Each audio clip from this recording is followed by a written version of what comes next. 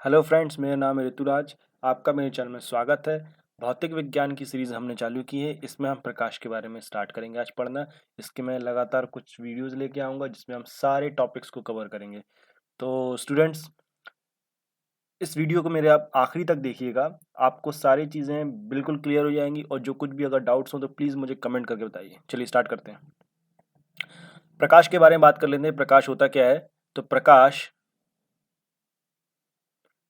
प्रकाश एक विद्युत चुम्बकीय स्पेक्ट्रम का एक भाग कहलाता है। ठीक है, अब बात कर लेते हैं विद्युत चुम्बकीय स्पेक्ट्रम होते क्या है।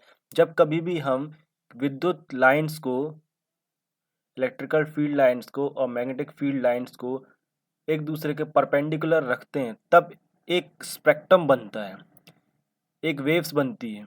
ठीक है, एक वेव्स बनती है, इसी को हम बोलते हैं क्या? विद्युत चुम्बकीय स्पेक्ट्रम।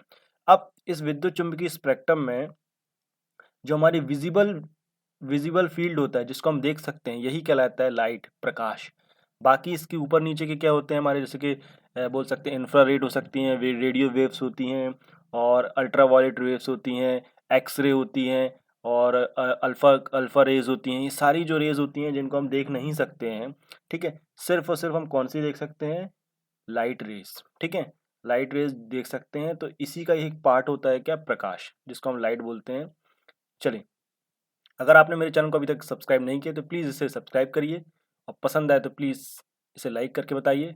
ठीक है, और प्लीज़ मुझे बीच बीच में कमेंट करके बताते रहिए। अगर आपको पसंद आ रहा है तो प्लीज़ मुझे कमेंट करके बताइए कि ये वीडियो कैसा है। ठीक है, चलिए बात करते हैं जो वस्तुएं हमें देखने के लिए सामर्थ्य प्रदान करती हैं। लाइट क्या करता है?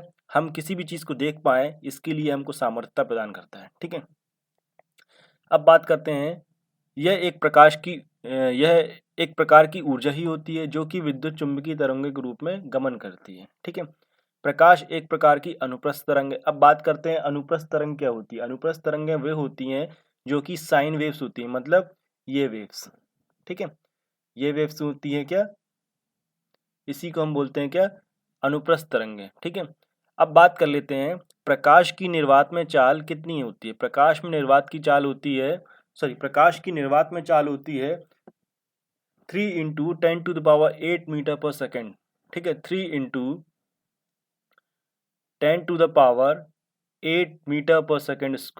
ठीक है, 1 मीटर पर सेकेंड। तो पानी में इसकी चाल होती है 2.5 मीटर, 2.25 × 10⁸ मतलब आप देख सकते हैं कि निर्वात में प्रकाश की चाल सबसे ज़्यादा होती है। ठीक है, और उसके बाद पानी की बात कर लेते हैं तो यहाँ पे इसकी लाइट की जो स्पीड है वो थोड़ी सी कम होती है। ठीक है, चलिए आगे बढ़ते हैं। अब बात कर लेते हैं प्रदीप्त वस्तुएं क्या कहलाती हैं। प्रदीप्त वस्तुएं वह कहलाती हैं जो स्वयं प्रकाश उत्सर्जित करती हैं, जैसे कि सूर्य, विद्युत बल्ब, लालटेन, तारे एवं जलता हुआ कोयला। और वो सारी चीजें जो हमको जलती हुई सी या लाइट देती हैं, मतलब इसका खुद का अपना प्रकाश होता है, वो सारी चीजें कहलाती हैं प्रदीप्त वस्तुएं। ठीक है, मैं फिर से आपसे बोलता हूँ, अगर आपने मेरे चैनल को सब्सक्राइब नहीं किया तो प्लीज़ सब्सक्राइब करिए और पसंद आ रहा है तो प्लीज़ कमेंट करके बताइए मुझे। ठीक है, एक बार प्लीज़ एक थम्स अप दे दीजिए। अप्रदीप्त वस्तुओं की बात कर लेते हैं हम। अप्रदीप्त वस्तुएं स्वयं के प्रकाश से प्रकाशित न होकर दूसरों के प्रकाश से प्रकाशित होती हैं।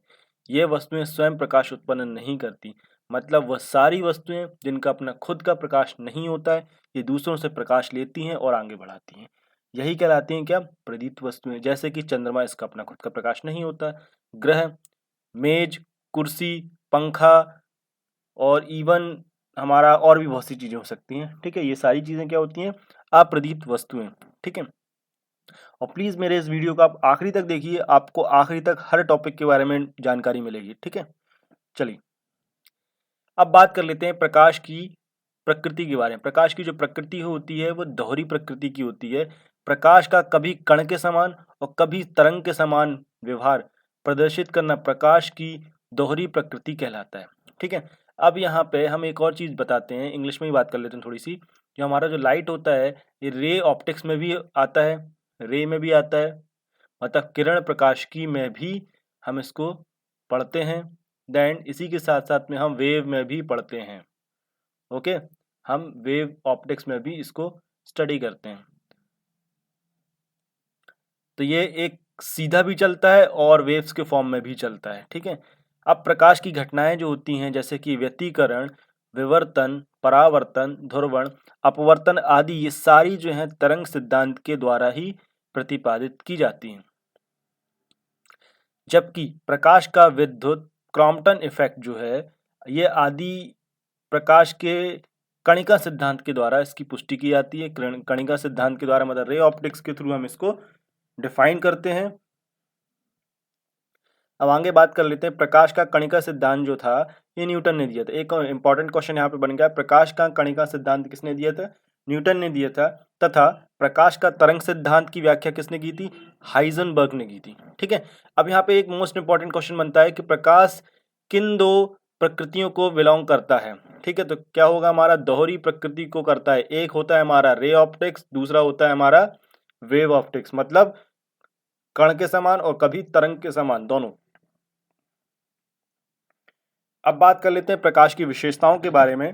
प्रकाश को चलने के लिए किसी भी माध्यम की आवश्यकता नहीं होती है, यह निर्वात में भी गमन कर सकती है। अब देख लीजिए, ये हमारा क्या है? इलेक्ट्रोमैग्नेटिक वेव्स है। अभी हमने इसके स्टार्टिंग में ही हमने इलेक्ट्रोमैग्नेटिक वेव्स के बारे में जाना है, ये क्या होती हैं, इसीलिए ये निर्वात में चल सकती है। हम देख सकते हैं हमारे पास सूर्य की जब लाइट आती है तो ये स्पेस में चलती है, ट्रैवल करती है, तो वहाँ पे तो कोई मीडियम नहीं है। क्यों? क्योंकि वहाँ पे अंतरिक्ष है, ठीक है, नो एटमॉस्फेयर। इसी वजह से वो जो लाइट जो है, प्रकाश जो है, वो निर्वात में भी ट्रैवल कर सकता है। क्यों? क्योंकि वह इलेक्ट्रोमैग्नेटिक वेव्स होता है। देखिए यहाँ पे बता दिया है, प्रकाश हमेशा विद्युत चुम्बकीय तरंगों के रूप में ही गति करता है। प्रकाश का वेग 3 × 10⁻10 मीटर पर सेकेंड होता है, जो कि सभी माध्यमों में प्रकाश की चाल से सर्वाधिक है। किसमें? निर्वात में, मतलब वैक्यूम में। ओके, चलिए। अरे भाई, अगर आपको ये वीडियो अच्छा लग रहा है तो प्लीज एक थम्स अप दे दीजिए और कमेंट करके बताइए मुझे कि पसंद आ रहा है, ठीक है। चलिए, प्रकाश हमेशा सरल रेखा में ही गमन करता है, ठीक है। प्रकाश हमेशा सरल रेखा में ही गमन करता है, सीधा ही करता है, ठीक।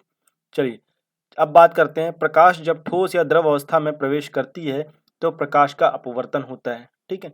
अब जब प्रकाश की जब रे होगी, वो किसी भी ठोस माध्यम में या फिर किसी भी द्रव्य माध्यम में प्रवेश करेगी तो अपने मार्ग से विचलित हो जाती है, ठीक है। इसी को हम बोलते हैं क्या? अपवर्तन। हम इस अपवर्तन को डिटेल में पढ़ेंगे नेक्स्ट वीडियो में, ध्यान रखिएगा। इसलिए आप निश्चिंत रहिए, मैं आपको हर टॉपिक कवर कराऊंगा, एक एक टॉपिक कंप्लीट कराऊंगा, ठीक है। बस आप मेरे वीडियो को आखिरी तक जरूर देखिएगा। चलिए आगे बढ़ते हैं, प्रकाश के परावर्तन के बारे में बात कर लेते हैं। प्रकाश का परावर्तन क्या होता है? प्रकाश जब किसी चिकनी सतह पर आपतित होता है, मतलब टकराता है, तो प्रकाश की किरण वापस लौटने की घटना, प्रकाश की किरण का वापस लौटने की घटना जो होती है, वह प्रकाश का परावर्तन कहलाता है। मतलब अगर ये हमारा एक सरफेस है, ठीक है, ये हमारा एक सरफेस है, या हम बोल सकते हैं मिरर की बात कर लेते हैं, हमारा एक मिरर है, ठीक है, एक दर्पण लगा हुआ है यहाँ पे, समतल दर्पण। यह प्रकाश की किरण यहाँ पे टकराई, टकराने के बाद वापस जब लौटती है तो यह कहलाता है क्या? प्रकाश का परावर्तन। क्लियर है? ये देखिए, ये प्रकाश यहाँ पे आया, टकरा के वापस लौट गया, यही कहलाता है प्रकाश का परावर्तन। अब यहाँ पे कुछ कंडीशन बता रहा है, आपतित सतह जितनी अधिक चिकनी होगी उतना ही अधिक मात्रा में प्रकाश का परावर्तन होता है, तथा जब सतह खुरदुरी होगी तो वह प्रकाश की मात्रा को अवशोषित कर लेता है। इसीलिए हमको लकड़ी में अपना चेहरा नहीं दिखता। क्यों नहीं दिखता? क्योंकि वो खुरदुरी होती है और चिकनी नहीं होती। इसी वजह से क्या होता है, वो प्रकाश को पूरी तरह से एब्जॉर्ब कर लेता है और अपने हमारा जो इमेज है, हमारा जो चेहरा है, जो हमारी परछाई है, परछाई नहीं, हमारे जो इमेज है, वह हमको नहीं दिखाई दे पाता है, ठीक है। हाँ, बट इसी आप देखेंगे हम ऐसे ही लकड़ी का यूज करते हैं जो सनमाइका जैसा होता है, चिकना होता है, उसमें हमको अपना थोड़ा बहुत चेहरा दिखाई देता है। वो क्यों दिखाई देता है?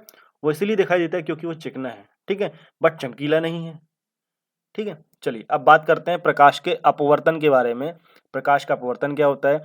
जब कोई प्रकाश किरण किसी विरल माध्यम से सघन माध्यम में प्रवेश करती है तो वह अपने अभिलंब की ओर मुड़ जाती है। इसी प्रकार प्रकाश की किरण किसी सघन माध्यम से विरल माध्यम में प्रवेश करती है तो वह अभिलंब से दूर हट जाती है।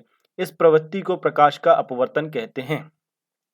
तो कहने का मतलब सीधी बात, जब प्रकाश किसी भी मीडियम से दूसरे मीडियम में जाती है तब वह अपने मार्ग से विचलित हो जाती है, ठीक है। अगर ये लाइट चल रही है और यहाँ पे हमारा मान लीजिए कोई दूसरा सरफेस लगा हुआ है, कोई हमारा दूसरा माध्यम है, यहाँ से आने के बाद ये अपने मार्ग से थोड़ा-सा विचलित हो गई, मान लीजिए ऐसी हो गई, ठीक है? तो इसी को हम क्या बोलते हैं? प्रकाश का अपवर्तन। क्या बोलते हैं? प्रकाश का अपवर्तन, ठीक है? चलिए, इसको हम डिटेल में पढ़ेंगे नेक्स्ट वीडियो में। प्रकाश के विवर्तन की बात कर लेते हैं। प्रकाश का विवर्तन क्या होता है? प्रकाश का विवर्तन, प्रकाश किरण हमेशा सीधी रेखा में ही गमन करता है, किंतु रास्ते में पड़े किसी अवरोध के कारण किनारों पर थोड़ा मुड़ जाता है, ठीक है? और उसकी छाया प्रवेश कर जाती है। कहने का मतलब जब कभी भी लाइट रेज अगर चल रही हैं लगातार और इसके बीच में कोई अगर ऑब्जेक्ट आ गया, तब क्या होता है? बाकी जो लाइट रेज होती हैं वो तो सीधी निकल जाएंगी, बट जिन लाइट रेज को उस ऑब्जेक्ट ने अवरोध कर लिया, रोक लिया, उसकी छाया हमको यहाँ पे बन के दिखाई देती है अगर हम इसको किसी सरफेस पर लेते हैं तो, ठीक है? इसी घटना को हम क्या बोलते हैं? विवर्तन बोलते हैं, ठीक है? प्रकाश के विवर्तन का मान अवरोध के आकार पर ही निर्भर करता है। अब बात आ गई छाया कैसी बनेगी? ऑब्वियसली छाया वैसी बनेगी कि हमारे पास कैसा अवरोध है, कैसा ऑब्जेक्ट अवरोध में कर रहा है। अगर हमारा लंबा है तो लंबी छाया बनेगी, और अगर गोल है तो गोल छाया बनेगी। ये सारी चीज़ें डिपेंड करती हैं प्रकाश के अवरोध के ऊपर, ठीक है? मतलब प्रकाश के रास्ते में जो अवरोध आता है उसके ऊपर डिपेंड करती हैं। अब आगे बात करते हैं प्रकाश के प्रकीर्णन के बारे में। जब प्रकाश किसी ऐसे माध्यम में प्रवेश करता है जिसमें धूल अथवा अन्य सूक्ष्म पदार्थों के कण मौजूद हों, तो प्रकाश उन कणों से टकराकर सभी दिशाओं में फैल जाता है। इस घटना को प्रकाश का प्रकीर्णन कहते हैं, ठीक है? इसके बारे में हम डिटेल में और पढ़ेंगे। मैं शॉर्ट बता देता हूँ प्रकाश का प्रकीर्णन क्या है। जब कभी भी लाइट रेज जो होती हैं वो ट्रैवल करती हैं और अगर उसमें धूल के कण होते हैं बहुत सारे, तो वह क्या होता है? फैल जाता है चारों तरफ प्रकाश। चारों तरफ ये प्रकाश जो है फैल जाता है। इसी को ही बोलते हैं क्या? प्रकाश का प्रकीर्णन, ठीक है? अब बात करते हैं प्रकाश का वर्ण विक्षेपण के बारे में।